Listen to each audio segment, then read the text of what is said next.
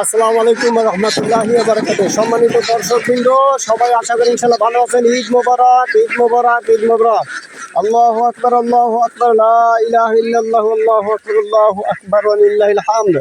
সম্মানিত দর্শকবৃন্দ, আলহামদুলিল্লাহ সবাইকে কোরবানি ঈদুল আজহা 2025 সালে জানাই শুভেচ্ছা, স্বাগতম। সকলে শারীরিক মানসিক আশা করি ইনশাআল্লাহ ভালো আছেন আর ভালো থাকবেন, এটাই আল্লাহ তাআলার কাছে প্রত্যাশা করছি। তো বন্ধুরা, আলহামদুলিল্লাহ ঈদ মোবারক জানাচ্ছি আমার হাঁস এবং অন্যান্য যত প্রকারের প্ল্যাটফর্ম রয়েছে সকল প্রকার প্ল্যাটফর্ম থেকে আপনাদেরকে স্বাগতম জানাচ্ছি, ঈদ মোবারক জানাচ্ছি। তো বন্ধুরা, আলহামদুলিল্লাহ আমরা দেখতে পাচ্ছি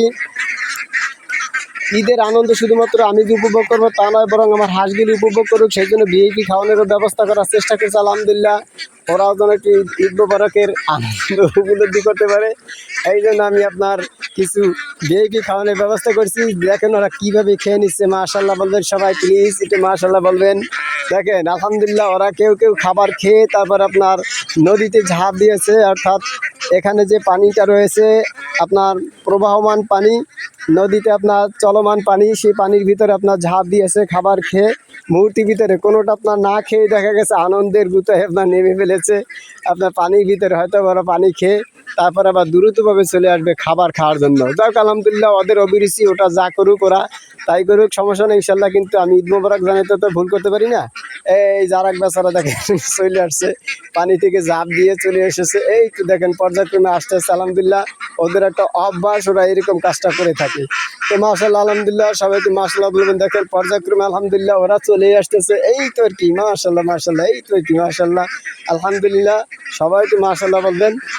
আমার প্রিয় পাখিগুলা কত সুন্দর করে খাবার খাচ্ছে, আরে মাশাআল্লাহ মাশাআল্লাহ বলবেন সবাই, প্লিজ প্লিজ একটু মাশাআল্লাহ লেখেন দয়া করিয়া। ঈদ মোবারক, ঈদ মোবারক, ঈদ মোবারক। আল্লাহু আকবার, আল্লাহু আকবার, লা ইলাহা ইল্লাল্লাহু, আল্লাহু আকবার, আল্লাহু আকবার ওয়া লিল্লাহিল হামদ। 2025 সালে ইতিহাস হয়ে থাকবে ইনশাআল্লাহ। ঈদ মোবারক। দেখেন ওই যে হাঁসগুলো আবার সুন্দরভাবে পানি থেকে চলে আসছে, মাশাআল্লাহ। এই যে আমার পাখিগুলি কত সুন্দর করে চলে আসছে, এগুলি আমার অন্তরস্থলের পাখি। বন্ধুরা, আমি মাঝে মধ্যে কিছু কিছু গল্প আপনাদের সাথে শেয়ার করে থাকি, আসলে আমি আপনারা বলেন আমি নয়, আমি করতে পারি কিনা এটা মালিক জানেন। কারি হাফেজ মাওলানা মুফতি, মাদ্রাসার প্রিন্সিপাল, পুরুষ মহিলা শাখা মাদ্রাসাতুন নদীন, আবার বলরাম শিল্পী গোষ্ঠী প্রতিষ্ঠাতা পরিচালক।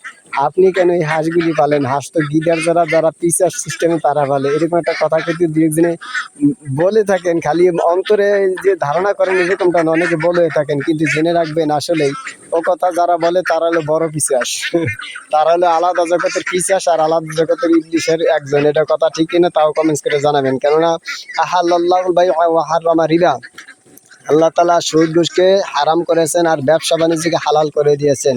সুতরাং হাঁস একটু আপনার আলাদা জগতের প্রাণী, এটা আপনার দেখা গেছে কাদামাটির ভিতরে থাকে বা একটু ময়লা আবর্জনা যুক্ত ভিতরে মাঝে মধ্যে থাকে, কিন্তু তাই বলে সে যে পালে সে পিশাচ হয়ে যায় বা সে আপনার নোংরা হয়ে যায়, এরকম কথাটা সম্পূর্ণ ভিত্তিহীন। এই কথাটার প্রতি আপনি একমত থাকলেও আলহামদুলিল্লাহ, না থাকলেও আলহামদুলিল্লাহ, কষ্ট দিয়ে কাউকে কথা বলতে নাই, তাই বললাম না। অনেকে আমাকে এরকম কিছু কিছু আকার ইঙ্গিত দিয়ে বলছে, এমনকি আমার কিছু কিছু মুসল্লিগণ রয়েছেন, আমি তো পূর্ব পয়সরহাট কেন্দ্রীয় জামে মসজিদ বাজারের প্রপারের ইমাম সাহেব, তো সেই হিসেবে আমার কিছু কিছু মুসল্লিরা আমাকে বিদ্রুপ করে বা অন্যভাবে অট্টহাসি হোক বা যেভাবে হোক মাঝে মধ্যে বলে, হুজুর আপনিও এইসব পালেন, আপনিও এইসব পালেন, তার মানে কি বুঝলেন কন্ত? তাহলে তাদের উত্তরে আমার এই কথাটা আসলে আর কি। যাই হোক আলহামদুলিল্লাহ, তাহলে মোটামুটি আর কি আপনাদের কাছে একটা কথাই বলবো, আমি কিন্তু আপনার মানুষদেরকে অনেক ভালোবাসা, অনেক মহব্বত করি, কিন্তু সেই ভালোবাসা মহব্বত 99% মানুষ ক্ষত বিক্ষত করে দিয়েছে আমার ভালোবাসাকে। এই জন্য আমি তাদের ভালোবাসা থেকে আপাতত জন্য আর কি বিরত নিয়ে আমি শুরু করেছি পশু পাখির সাথে প্রেম করা। মানুষের সাথে প্রেম ভালোবাসা আমার একদম উঠে গিয়েছে। তবে অবশ্যই যারা আমাকে লাইক করবে, যারা আমাকে ভালোবাসবে, তাদেরকে আমি অবশ্যই ভালোবাসবো। কেউ ভালোবাসুক আর না বাসুক, আমি ভালোবেসেই যাবো মানুষদেরকে। কেননা আল্লাহ তাআলা কোরআন কারীমে বলেছেন, কুনতুম খায়রা উম্মাতিন উখরিজাত লিন-নাস তা'মুরুনা বিল মা'রুফ ওয়া তানহাউনা আনিল মুনকার। আশরাফুল মাখলুকাতের মধ্যে হাজারো আশরাফুল মাখলুকাত মানে হাজার হাজার মাখলুকাতের মধ্য থেকে আশরাফুল মাখলুকাত বা শ্রেষ্ঠ জাতি হলো যে মানব জাতি। সুতরাং সেই মানব জাতি কখনো খারাপ হতে পারে না, তারা ভালো, তাদের সাথে প্রেম মহব্বত ভালোবাসা রাখতে হবে। কিন্তু জেনে রাখবেন আল্লাহ সুবহানাহু ওয়া তাআলা ঐশীবাণী মহাগ্রন্থ আল কুরআন কারীম ভিতরে অন্যত্র স্থানে এটাও কিন্তু বলেছেন উলাইকা কাল আনআম বাল হুম আদাল। কিছু কিছু মানব জাতি রয়েছে যারা চতুষ্পদ প্রাণীর চেয়ে নিকৃষ্ট, শুয়োর কুত্তা ইত্যাদি ইত্যাদি যা আছে সব কিছুর থেকে নিকৃষ্ট। সুতরাং নাউজুবিল্লাহ বলি, এরকম কিছু কিছু প্রাণী আছে যারা হাস্যকর আপনার মানুষ। মাশাআল্লাহ আলহামদুলিল্লাহ, দেখেন এই তো আমার রাজাগুলো চলে এসেছে আলহামদুলিল্লাহ। এই তো খাবার খেয়ে আলহামদুলিল্লাহ অনেকটা আপনার চলে যাচ্ছে সুন্দর পরিবেশে। আপনাদের কাছে করজোরে একটা অনুরোধ করবো, আপনারা একটু মাশাআল্লাহ বলবেন, মাশাআল্লাহ লিখবেন, আমার হাঁসের প্রতি যেন কোনো প্রকার নজর না লাগে। কেননা আসসিহরু হক, এটা হাদিস, সহিহ হাদিস, আসসিহরু হক, জাদুবিদ্যা সত্য।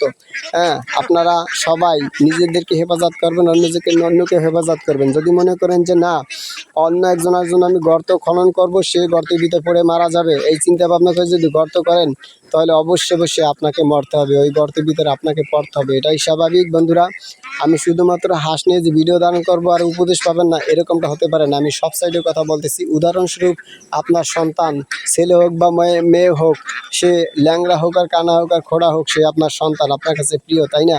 এখন ওই স্থানে যদি আপনার কোনো মানুষ কটূক্তি করে তাহলে এটাকে আপনি সহ্য বরদাস্ত করতে পারবেন? একদম পারবেন না। সুতরাং যদি কোনো ব্যক্তি আপনার সন্তানের দিকে তাকায় বলে মাশাআল্লাহ আলহামদুলিল্লাহ কত সুন্দর না চেহারা দেখা যাচ্ছে সন্তানের, কত সুন্দর না তোমার ছেলেটা, কত সুন্দর না তোমার মেয়েটা, তখন কিন্তু এখানে কোনো ক্ষতিগ্রস্ত হবে না, কোনো প্রকার ক্ষতিগ্রস্ত হবে না, বরং উন্নত হবে, অবনতি হবে না, একদম মোটেও না। উন্নতর পর্যায়ে 100% থাকবে। পক্ষান্তরে যদি কয় ইসি রে কি সুন্দর ছেলেটার চেহারা, তাহলে কিন্তু সাথে সাথে আপনার চোখের নজর লেগে যাবে। এটা কিন্তু কোরআন হাদিসের কথা বললাম। এই জন্য সৌন্দর্যময় যা কিছু দেখবেন আল্লাহ শুকরিয়া স্বরূপ আপনারা আলহামদুলিল্লাহ বলবেন, মাশাআল্লাহ বলবেন, ইনশাআল্লাহ তাহলে আল্লাহ তাআলা তার বিদার বরকত দেবে, কখনো তা ক্ষতিগ্রস্ত হবেন না। সুতরাং এই কথাগুলি আমার নয়, কোরআন হাদিসের কথাই আমি আপনাদেরকে রিপ্লাই করে শুনাইলাম। অবশ্যই আপনারা স্মরণ রাখবেন ইনশাআল্লাহ। তো বন্ধুরা, চলুন আমরা আবার অন্য জগতে হারিয়ে যাই। মানে হাঁসের কথাই বলতেছিলাম। আলহামদুলিল্লাহ, আজকে আমি আপনাদেরকে কিছুটা ট্রিটমেন্ট করার চেষ্টা করব, আপনাদেরকে না সরি আমার হাঁস সম্পর্কে কিছুটা ট্রিটমেন্ট করার চেষ্টা করব। কীভাবে কি আমি হাঁসদেরকে, এই হাঁসগুলি আপনার লালন পালন করে থাকি, কীভাবে হাঁসগুলিকে আমি এত বড় করতে পারলাম, আল্লাহর হুকুমে কিন্তু বড় হয়েছে, মানুষ শুধুমাত্র প্রচেষ্টা করে। তো আলহামদুলিল্লাহ এই হাঁসগুলি এত বড় আকার ধারণ কীভাবে করলো। সাধারণত আপনার বেলজিয়াম বা পেকিন হাঁস বলে আমরা এটা চিনি, এই সাদাগুলি, এবং ওই যে খাঁটি কেম্বল নামে আপনার ওই কালো কালো ভাব যেগুলি, কালো ধারণ করা, কিছুটা ফ্যাকাশে, কিছুটা আকাশি, কিছুটা দেখা গেছে বিভিন্ন কালার ধারণ করা যে হাঁসগুলি, এটার নাম হলো খাঁটি কেম্বল। তো বন্ধুরা আলহামদুলিল্লাহ আমি খাঁটি কেম্বলগুলি প্রথম আপনার ক্রয় করেছিলাম, আপনার দেখা গেছে মাত্র 100 পিস। এরপরে দেখা গেছে আমি পর্যায়ক্রমে আপনার এই হাঁসগুলি আপনার ক্রয় করি, অর্থাৎ আপনার খাঁটি কেম্বল না, পর্যায়ক্রমে আপনার এই বেলজিয়াম বা পেকিন হাঁস, এটা আমি ক্রয় করি 200। তো আলহামদুলিল্লাহ এদের লালন পালন সম্পর্কে আমি সর্বপ্রথম যেটা বলবো বন্ধুরা, আমরা একটা জানি যে কাদামাটি দিয়ে যদি তৈরি করা হয় তাহলে সেই জিনিসটা আপনার মজবুত হয়, ভালো হয় এবং স্থির হয়, অস্থির হয় না, ভেঙে জানা সহজে, মানে স্থায়িত্ব থাকে আর কি এক কথায়। তো সেই হিসেবে দৃষ্টিকোণ থেকে আমি বলতে চাই বন্ধুরা, প্রথম পর্যায়ে যাই কিছু করেন না কেন অন্ততপক্ষে সুন্দরভাবে একনিষ্ঠভাবে প্রথম পর্যায়ে আপনার নিয়তটাকে কমপ্লিট করতে হবে, যে আপনার নিয়তিবিতে যেন কোনো প্রকার খলালি সৃষ্টি না হয়, কোনো প্রকার উল্টাপাল্টা আপনার মতামত না থাকে। প্রথম পর্যায়ে আপনার 1 নম্বরে যে কোনো জিনিস করবেন, শুধু হাঁস পালন আর মুরগি পালন আর গরু পালন আর ছাগল পালন, যাই কিছু বলেন না কেন, যে কোনো পশুপালন বলেন না কেন আর যে কোনো কাজ বলেন না কেন, আপনাকে লক্ষ্য রাখতে হবে আল্লাহর রেজামন্দি আছে কিনা, রসুলের তরিকা আছে কিনা, এটা আপনি লক্ষ্য করবেন। আপনি যে ধর্মের হন না কেন, আমার এইটা একেবারে সম্পূর্ণভাবে এই মালিকে, যেই মালিক আপনাকে আমাকে সৃষ্টি করছে সেই মালিকের নামটা নিয়ে থেকে পাকাপোক্ত করবেন। 2 নম্বর আপনার দেখা গেছে যে কাজটা করবেন সেটা হলো আপনার প্রশিক্ষণ হতে হবে। আপনি যে কোনো কাজ করবেন না কেন বন্ধুরা, আমার কথাগুলি কিন্তু আপনারা কোটি কোটি টাকা দিলে আমি ক্রয় মানে বিক্রি করবো না, আপনারা ক্রয় করতে চাইলেও। কেননা এই কথাগুলি আমি বলিনি, আমার মালিক আল্লাহ সুবহানাহু ওয়া তাআলা আমাকে বলান, তাই আমি বলার চেষ্টা করতেছি, পুরো চেষ্টা করতেছি। তো যাই হোক আলহামদুলিল্লাহ, যে কথাগুলি বলছি লক্ষ্য করে শুনবেন, যদি ভালো লাগে অবশ্যই আমাকে উৎসাহিত করবেন, লাইক কমেন্ট শেয়ার সাবস্ক্রাইব করে চ্যানেলটি দ্রুত বাগানোর চেষ্টা করবেন, যাতে করে অন্যান্য জাতি যারা আছে, অন্যান্য ভাই যারা আছে, নতুন বিগিনার যারা আছে, তারাও যেন আপনার থেকে উপকৃত উপকৃত হতে পারে সেই প্রত্যাশা করছি। তো যাই হোক আলহামদুলিল্লাহ, দ্বিতীয় নাম্বার আপনার যে কাজটা করতে হবে সেটা হলো আপনার অবশ্যই আপনাকে ট্রেনিং প্রাপ্ত হতে হবে। ট্রেনিং প্রাপ্ত হয়ে তারপর আপনার সামনে আগাইতে হবে। যদি ট্রেনিং প্রাপ্ত আসসালামু আলাইকুম। ট্রেনিং ট্রেনিং প্রাপ্ত যদি না হন তাহলে কিন্তু আপনার এখানে কোনো কার্যকারিতা হবে না। কেননা আপনি জানেন না সাপের মন্তর হাত দিয়েছেন গর্তের ভিতর, তখন তো হাঁস আপনার মানে ফুস করে আপনার সাপে কামড় দেবে, এটাই স্বাভাবিক। সুতরাং যেভাবে হোক আগে আপনাকে মন্ত্র জানতে হবে, তারপরে গর্তের ভিতরে হাত দিতে হবে, তাহলে আপনার ক্ষতিগ্রস্ত হবেন, এটাই স্বাভাবিক। সুতরাং যেভাবে হোক। হ্যাঁ ভাই, না ডিম সামনে ইনশাল্লাহ সামনে দিবে। তো যাই হোক, যে কথা বলতেছিলাম আলহামদুলিল্লাহ, তাহলে আপনার সর্বপ্রথম যে কাজটা করতে হবে, এক নম্বরে নিয়তকে সহি শুদ্ধ করতে হবে। দ্বিতীয় নম্বরে আপনার দেখা গেছে আপনার যেটা বললাম কি যেন লোকজনে ডাক দিয়ে আমাকে গলাটে করে দিল, অনেকে আফসোস করে হাঁস দেখে দেখে আলহামদুলিল্লাহ। যাই হোক বন্ধুরা, তাহলে দ্বিতীয় নম্বর যেটা সেটা হলো আপনার ট্রেনিং প্রাপ্ত, তাই না? ট্রেনিং দিতে হবে, কড়াভাবে ট্রেনিং দিতে হবে। ট্রেনিং যদি না দিয়ে আপনি নামেন তাহলে কিন্তু হাঁস পালতে পারবেন না, বরং হাঁস সেই আপনাকে মেরে ফেলবে সমস্যা হয়ে যাবে কিন্তু। অর্থাৎ হাঁস যদি চলে যায় তাহলে আপনাকে মেরেই ফেলে তো চলে গেলে, তাই না? এরকম একটা কিছু কথা উদাহরণস্বরূপ বললাম।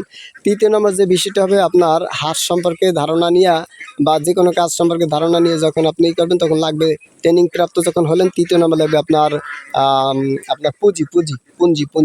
অবশ্যই পুঁজিটাকে আপনি দেখা গেছে দ্বিতীয় নম্বর নিতে পারেন, কিন্তু যাই হোক সমস্যা নেই। এক নম্বর যেহেতু নিয়ে ঠিক রেখেছি, আমাদের নিয়ে হাদিসের দৃষ্টিকোণ থেকে দ্বিতীয় নম্বর আপনার কাছে পুঁজি ধরেন, তৃতীয় নম্বর আপনার ট্রেনিং ধরেন। 4 নম্বর আপনার সেটা হলো যে আপনার খাবার দাবার রুটিন, হাঁসদের খাবার দাবার রুটিন, এইটা কিন্তু ইম্পর্টেন্ট একটা বিষয়। এই যা কিছু বললাম 4 নম্বর পর্যন্ত অনেক ইম্পর্টেন্ট। এর পরবর্তীতে দেখা গেছে রুটিন মোতাবেক আপনার নিয়মিতভাবে সকাল সন্ধ্যা রাত্রে 3 বেলা আপনার সকাল সন্ধ্যা রাত্রে 3 বেলা খাবারের মানুষের যেভাবে দরকার ওদের সেভাবে দরকার, ওদেরকে আপনার সেভাবে খাবার দাবার কিন্তু দিতে হবে। তা নাহলে কিন্তু ওরা রাগ হবে আলাদা জগতের।